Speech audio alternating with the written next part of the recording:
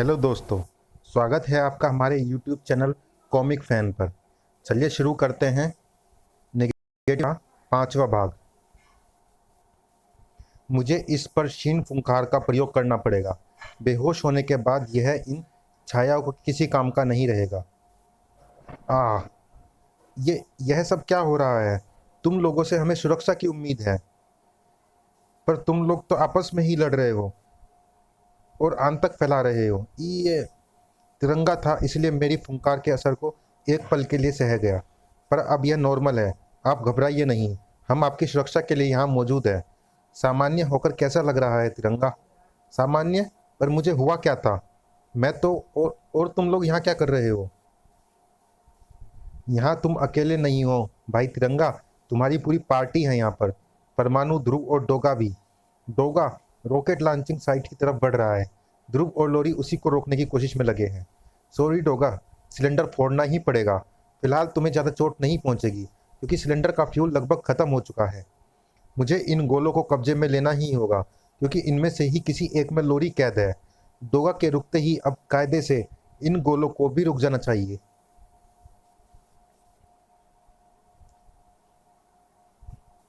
ये डोगा अपनी काली ऊर्जा से गोलों को गति दे रहा है। मुझे इनको रोकना होगा, चाहे इसके लिए मुझे वर्ल्ड स्केटिंग स्पीड का रिकॉर्ड ही क्यों ना तोड़ना पड़े। बस उससे पहले डोगा मुझे न तोड़ डाले। इस बार अगर मैं इसके हत्थे चढ़ गया तो मेरी नई ड्रेस प्लास्टर होगा। अरे, और अरे, डोगा रुक गया, पर कैसे? अरे सांप, यानी नागराज भी यहाँ पर आ गया है। सॉरी नागराज, अभी रुक नहीं सकता। मुझे इन गोलों को रोकना है। कौन से गोले? अरे ये तो रहे, कहाँ गए? तुमको कुछ भ्रम हुआ है। वे गोले नहीं, परछाइयाँ रही होंगी। पर शुक्र है कि अब खतरा टल चुका है। पर खतरा था क्या? नागराज पूरी कहानी सुनाता चला गया और सभी की आंखों में आश्चर्य बढ़ता चला गया। निगेटिव्स? हाँ डोगा और तिरंगा, पर उन्होंने ही कब्जा किया हुआ था, क्योंकि अंडमान शायद जानता था कि जब तक यामिनी उसके खिलाफ है और आज़ाद है, तब तक उसका कोई भी गुर्गा स्पेस सेंटर तक पहुंचकर उपग्रह और रॉकेट को नष्ट नहीं कर सकता। फिर उन गोलों का क्या खेल था? गोले मुझे तो दिखे नहीं, पर उसका भी पता चल ही जाएगा। लेकिन अब मानवों की प्रगति को रोकने का अंडमान का प्लान तो विफल हो गया है। सैटेलाइट्स लॉन्च होने वाली है। इनके लॉन्च में अब किसी तरह का व्यवधान नहीं आने दूंगा मैं। मुझे तो लोरी की चिंता हो रही है। अरे, मुझे लोरी की आवाज़ आ रही है दिमाग के अंदर से। लोरी कहाँ हो तुम? तुम अभी तक गोले में कैद हो? और क्या?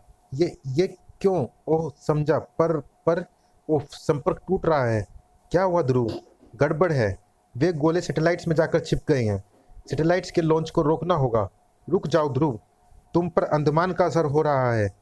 तुम्हें भ्रम में डालकर वह अपनी आखिरी चाल चल रहा है। तुम एकदम वही करना चाहते हो जो अंडमान करना चाहता है। नहीं नागराज, मुझ पर किसी का असर नहीं है, और मैं इस रॉकेट्स को नहीं, गोलों को रोकना चाहता हूँ। रॉकेट्स के अंदर उनकी मौजूदगी संदेहास्पद है, और तुम्हारी सोच मेरे दिल में संदेह पैदा करती है। मैं काउंटडाउन खत्म होने तक तुम्हें जाने नहीं दे सकता। अरे, मेरे सांप तुम्हारे शरीर से अलग क्यों हो रहे हैं? क्योंकि मेरा वाइब्रेशन थ्रोअर इनके शरीरों में गुदगुदी कर रहा है। यानी तुम भी ध्रुव की सोच के साथ हो? हाँ, मैं ध्रुव के साथ हूँ। साथियों, हम ध्रुव को ऐसा करने नहीं दे सकते।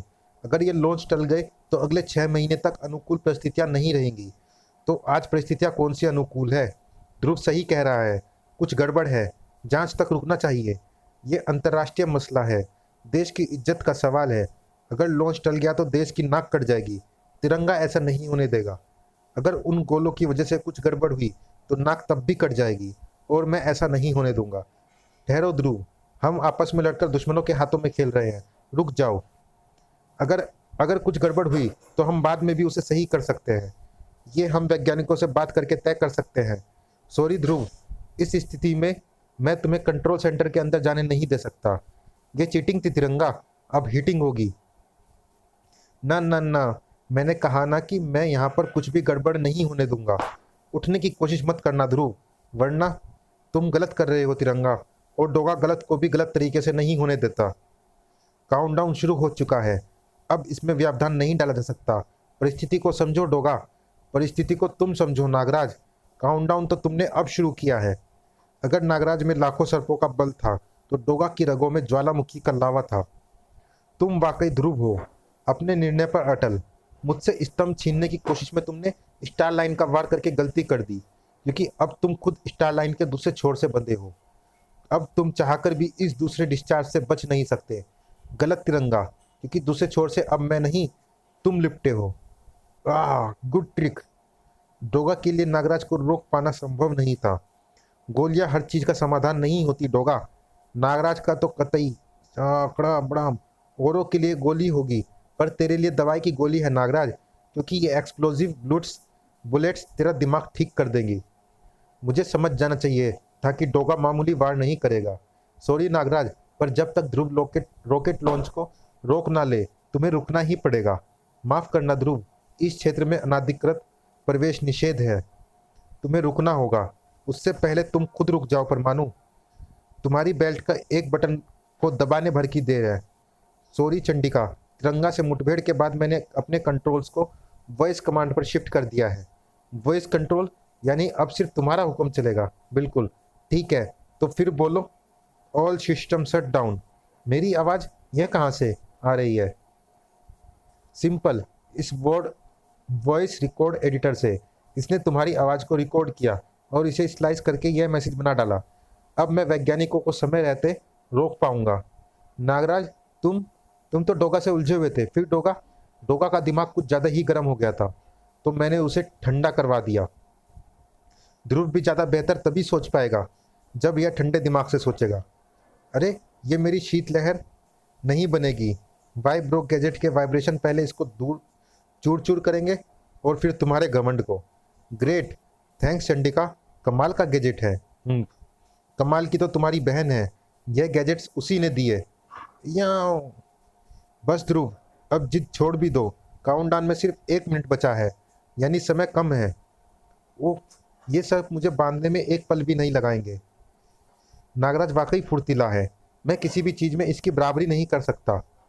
नागराज की अगर कोई बराबरी कर सकता है तो सिर्फ प्रकृति की शक्तियाँ, जैसे जल। अब रास्ता साफ है और मेरे पास कुछ ही सेकंड का समय है। यह शायद नहीं है। नागराज से जीतना मुश्किल है, पर हारना आसान है। ओह सॉरी ध्रुव, पर अगर यह तुम पहले ही कर लेते तो मुझे यह करना नहीं पड़ता। मैं जीत तो सकता था, नहीं हार ना निश्चित था। तो मैंने सोचा कि हार कर ही जीता जाए। यह मेरे शरीर की हर कोशिका कांप क्यों रही है? क्योंकि तुमने उस सांप को अपने शरीर में समा लिया है जो मेरा वाइब्रो गैजेट निकल गया था। मुझे उसे अपनी बेल्ट के कंट्रोल से फिर से एक्टिवेट करना पड़ा। थैंक्स चंडिका, तुम मेरा प्लान भी समझ गई और उस सांप की तरफ किया हुआ मेरा इशारा भी। अब मेरे पास 20 सेकंड का वक्त बचा है और बैकअप पावर शायद 5 रॉकेटों को एक साथ लॉन्च का लोड नहीं ले पाएगा। ओ गॉड, यह आइडिया तो फ्लॉप हो गया। मेन पावर ऑफ कर देने का। मैं लोरी को बचा नहीं पाया। कोई बात नहीं ध्रुव, कम से कम तुमने कोशिश तो की, और उस कोशिश में तुम हमसे सबसे भिड़ गए। मुझे डर है कि कहीं तुम्हारी इन कोशिशों से लॉन्च में कोई व्यवधान न पैदा हो गया हो। कहीं नहीं नागराज, यह पावर कट का नतीजा नहीं है। यह स्क्रीन्स तो पहले ही ब्लैक हो चुकी थी, पर यह हुआ कैसे, हमें इसका कोई अंदाज़ा नहीं है। ऐसा लगता है जैसे किसी रहस्यमय शक्ति ने सारे विजुअल सिग्नल रोक दिए हों। सिर्फ इस स्क्रीन पर हमको सैटेलाइट के जरिए रॉकेट्स की लोकेशन मिल रही है। भगवान का शुक्र है कि रॉकेट सही पथ पर जा रहे हैं। सिर्फ 10 मिनट के अंदर इन सभी सैटेलाइट्स के लिंक्स आपस में जुड़कर अपना काम शुरू कर देंगे। क्या इन सिग्नल्स के जरिए आपको इन उपग्रहों में से किसी जीवित इंसान के संकेत भी मिल रहे हैं? नहीं ध्रुव, वैसे भी ये असंभव है। उपग्रह एयर टाइट प्लेन नहीं होते जिनमें कोई जीवित रह सके। तुम लोग बस कुछ मिनट और इंतजार करो तो एक ऐतिहासिक घटना को अपनी आंखों से देख सकोगे। ये भी कमाल है यार। गोरे लोग धूप से सांवला होना चाहते हैं और सांवले लोग क्रीम लगाकर गोरा होना चाहते हैं। यही तो, जब अंधेरा हो तो चाहते हैं कि काश सूरज निकल आए, और जब अभी सूरज चमक रहा है तो चाहेंगे कि काश सूरज ढक जाए। ओ गॉड, यह क्या हो रहा है? आज सूर्य ग्रहण है क्या? ग्रहण में तो सिर्फ सूर्य काला दिखता है। यहाँ यहाँ तो आधा आकाश काला हो गया है। यह जरूर किसी आने वाली बड़ी आपदा का संकेत है।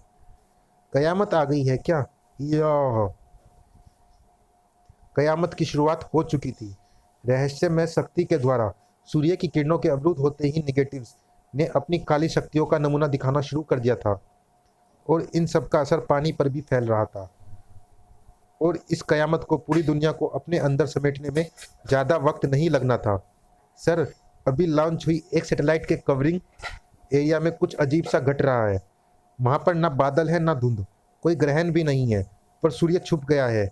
एक खास क्षेत्र में अंधकार फैल गया है और लोगों को अजीब हमलावर काली आकृतियां नजर आ रही हैं। लोरी ने कुछ ऐसा ही कहा था।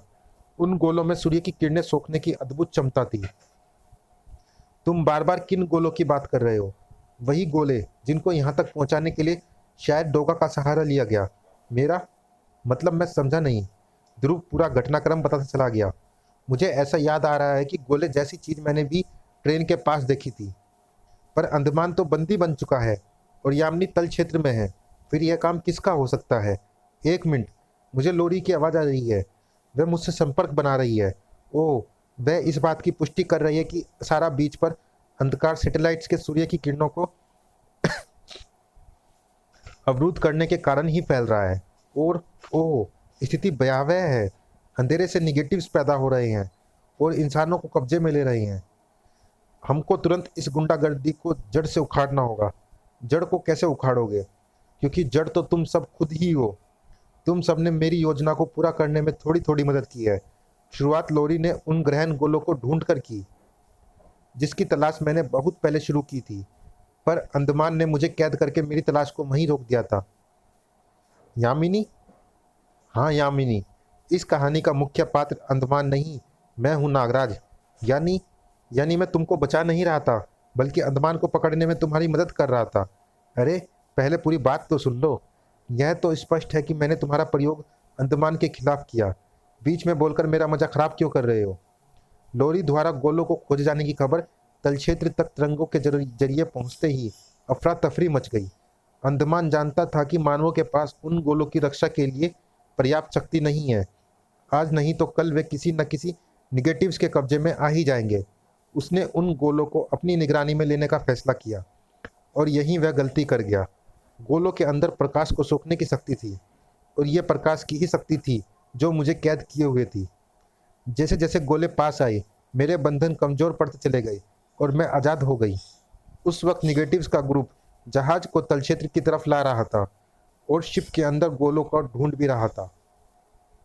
और जब मैं आज़ाद होकर शिप तक चुपचाप पहुंची, तब ठीक उसी वक्त केशिनी उस शक्ति के स्रोत उन पांचों गोलों तक पहुंच चुकी थी और उनको अपने कब्जे में ले चुकी थी। मेरा काम और आसान हो गया था। मैंने केशिनी और गोलों को कब्जे में ले लिया और चुपचाप वहां से निकल गई। लेकिन उन गोलों को पाकर तुम्हें क्या फ़ायदा होने वाला था? धैर्य नागराज, धैर्य। इतना उतावला होना ठीक नहीं। मेरे साथ ही केशिनी भी यह बात जानती थी कि शिप में गोले ना मिलने पर पहला शक वफादार केशनी पर ही जाएगा, और गद्दार होने का दाग केशनी अपने ऊपर लेना नहीं चाहती थी। वह मेरी कैद से आज़ाद होकर भाग गई। मैंने केशनी को कुछ कमतर आंक लिया था और उसका खामियाजा मुझे भुगतना पड़ा, लेकिन फिर भी वे गोले मुझसे नहीं ले पाई। इसे केशनी की बदकिस्मती समझो या मेरी खुशकिस्मती कि केशनी मैंने केशनी को कुछ कमतर आंक लिया था और उसका खामियाजा मुझे भुगतना पड़ा, लेकिन फिर भी वे गोले मुझसे नहीं ले पाई। इसे केशनी की बदकिस्मती समझो या मेरी खुशकिस्मती कि केशनी भागकर तल क्षेत्र नहीं गई। शायद वह अपनी वफादारी साबित करने के लिए बिना उन गोलों के वहां नहीं जाना चाहती थी। देर सवेर मेरे आज़ाद होने की खबर भी अंडमान को लग ही जानी थी। मुझे उस काम का जल्द से जल्द अंजाम देना था जिसके लिए मैंने उन गोलों को अपने कब्जे में लिया था, यानी कि सूर्य की रोशनी को धरती पर आने से रोककर पूरी पृथ्वी पर निगेटिव्स का राज स्थापित करना। ओह, अब मैं समझा। लोरी सच कह रही थी, और वह शिप का गार्ड भी। केशिनी गार्ड की परछाई बन गई थी। लोरी यह बात समझ गई थी और इसीलिए वह गार्ड की आड़ में केशिनी को साथ ले जाना चाहती थी। अच्छा, अब मुझे तेरा एंगल समझ में आया है। खैर, सुनता सुना सुनती जा। तू भी अपना एंगल समझ जाएगा। किस्मत से मुझे जल्दी ही रास्ता मिल गया। 5 सैटेलाइट्स एक साथ छोड़ी जा रही थी। मैंने अपनी शक्तियां देकर कुछ मानवों के जरिए गोलों को ट्रेन में लाए जा रहे उपग्रहों तक पहुंचाने की कोशिश की, पर डोगा बीच में आ टपका। दूसरी तरफ से केशिनी तिरंगा को अपना सहयोगी बनाकर गोलों को वापस कब्जे में लेने आ रही थी। परंतु यही वह गलती कर गई। वह मेरे नज़दीक आ गई थी। इस बार केशिनी का मुझसे बच पाना संभव नहीं था। केशिनी के साथ ही मेरे पास दो और सहयोगी हो गए, तिरंगा और डोगा। ऐसी अदम्य इच्छा शक्तियों को कब्जे में लेना मुश्किल काम तो था, पर एड़ी चोटी का जोर लगाकर सफलता मिल ही गई। प्लान तो तैयार था, पर खतरा भी तैयार था। मुझे पता था कि जैसे ही मैंने अपने छिपने के स्थान से पैर बाहर निकाला और अंडमान आया, मुझे मुझे सुरक्षा की जरूरत थी। और थोड़ी सी और जांच पड़ताल के बाद मुझे परफेक्ट बीमा पॉलिसी मिल गई। नागराज, जो जो विषहीन को बचाने के लिए जान पर दीनहीन को बचाने के लिए जान पर खेल जाता है। मेरा अबला प्लान सफल हुआ। नागराज ने अंडमान को हराकर पासा पलट दिया। उधर केशनी ने तिरंगा और डोगा की मदद से गोलों को सैटेलाइट्स तक पहुंचाया। हालांकि परमाणु और ध्रुव ने काम में अड़ंगा जरूर डाला, लेकिन अंततः मैं सफल हुई। अब ये गोले सैटेलाइट्स के माध्यम से अंतरिक्ष में स्थापित होकर सूर्य के प्रकाश को धीरे धीरे सोखकर पूरी पृथ्वी को निगेटिव जोन में बदल देंगे। और अब जब जब सभी निगेटिव्स बन जाएंगे, तो हमें तल क्षेत्र में चिपकर नहीं रहना पड़ेगा। अब या तो मानव स्वेच्छा से समर्पण करेंगे या फिर निगेटिव्स बना दिए जाएंगे। तुम पागल हो गई हो। हर किसी में निगेटिव्स बनने की क्षमता नहीं है। धरती के सीने में दबाकर हर इंसान भी निगेटिव्स नहीं बन पाया होगा, तो उनको समर्पण करना होगा। अब हमारा विनाश चक्र चलता रहेगा। तुम हमारे संपर्क सूत्र हो नागराज। जब मानवों का समर्पण का मूड बन जाए तो आकर मुझे बता देना। इंतजार क्यों करना, जवाब लेकर ही जाओ। अरे, यह तो गायब हो गई। मुझे तुम्हारी बात सुननी चाहिए थी ध्रुव। तुम्हारी जगह मैं होता तो यही करता नागराज। एक दूसरे को तसल्ली बाद में दे लेना। अभी सोचो कि क्या करना चाहिए। हम सभी का इस मुसीबत में थोड़ा थोड़ा योगदान है। इसको रोकना हमारी जिम्मेदारी है। सब फिर शुरू हो गए और कहते हैं कि लड़कियां ज़्यादा बोलती हैं। सुनो, हमें 3 फ्रंट पर लड़ना है। पहला फ्रंट, हमें उपग्रहों के जरिए पृथ्वी पर फैल रहे निगेटिव्स के प्रभाव से निर्दोषों की रक्षा करनी है। यह काम मैं और डोगा आराम से कर सकते हैं। हम दोनों निगेटिव से टकरा भी चुके हैं और उस ऊर्जा को धारण भी कर चुके हैं। अगर निगेटिव्स भी इंसानों से ही म्यूटेट हुए हैं, तो हमारे अंदर भी वैसी ऊर्जा कहीं ना कहीं जरूर छुपी होगी। और एक बार ब्लैक ऊर्जा धारण करने के बाद हमारे अंदर कुछ ना कुछ प्रतिरोधक क्षमता भी अवश्य विकसित हो गई होगी। हम सिर्फ 2 हैं और इनकी तादाद बेहिसाब लगती है। इनको रोकने का कोई और तरीका भी सोचना होगा। ठीक है, सोचते हैं। शुक्र है बनाने वाले ने दिमाग हाथ या पैर में नहीं फिट किया। मुझे ऐसा लग रहा है कि ऐसा करने के पीछे इनका कोई मकसद है। यह हमला बेवजह नहीं है। हमला सचमुच बेवजह नहीं था, और इसका कारण ब्रह्मांड रक्षकों को जल्दी ही मालूम हो जाने वाला था। दूसरा फ्रंट है तल क्षेत्र में जाकर अंडमान को आज़ाद कराना। ओह, इनको रोक क्यों रहे हो? आज आने दो नागराज को। ये तुम्हारे होने वाले राजा हैं। जरा तमीज से पेश आओ इनसे। हमें खेद है नागराज, पर तुम उम्मीद से जल्दी आ गए। समर्पण का पैगाम लाए हो ना? लाया नहीं हूँ, लेने आया हूँ। अभी भी समय है यामिनी। टकराव टाल दो, वरना निगेटिव्स को मुझे अपना दुश्मन मानना पड़ेगा। दुश्मन पति पत्नी की तरह। मुझे तुम्हारा विवाह प्रस्ताव का तरीका पसंद आया नागराज। निगेटिव्स बनने की रस्म के लिए तैयार हो जाओ नागराज। मुझे नहीं पता कि यहाँ पर इंसान निगेटिव्स में तब्दील कैसे हो जाते हैं, पर मैं इतना जरूर जानता हूँ कि इससे पहले कि मैं निगेटिव्स में बदल जाऊँ, मैं तल क्षेत्र का नक्शा बदल दूंगा। अब समर्पण कब करना है यह मुझे नहीं, तुमको तय करना है। तुम्हारे पास सिर्फ 1 मिनट का वक्त है, क्योंकि इतना ही वक्त मुझे तल क्षेत्र को धूल में मिलाने में लगेगा। तो इसे कहते हैं मर्द। इतनी शक्ति, इतना विश्वास। मैं तो तुम्हारी दीवानी बनती जा रही हूँ नागराज। मैं तो समर्पण कर चुकी, पर तल क्षेत्र का समर्पण कर दूंगी तो तुम राज किस पर करोगे? तो फिर मैं विवश हूँ यामिनी। मेरी विश्वकार 1 मिनट से भी कम समय में इस पूरे तल क्षेत्र में फैल जाएगी, और फिर कितने निगेटिव्स बचेंगे और कितने नहीं, इसकी जिम्मेदारी मेरी नहीं होगी। उफ, पर तुमसे ये किसने कह दिया कि निगेटिव्स विषहीन है? अरे, सदियों से भूमि में सिर्फ इंसानों को ही नहीं निकला है। तुम्हारे जैसे कुछ इच्छाधारी सर्प भी यहाँ पर दफन हो चुके हैं, जैसे काल सर्पम। नागराज तल क्षेत्र की विशेष परिस्थितियों से अनजान था, उतना ही जितने की। चलिए दोस्तों, इस भाग में इतना ही।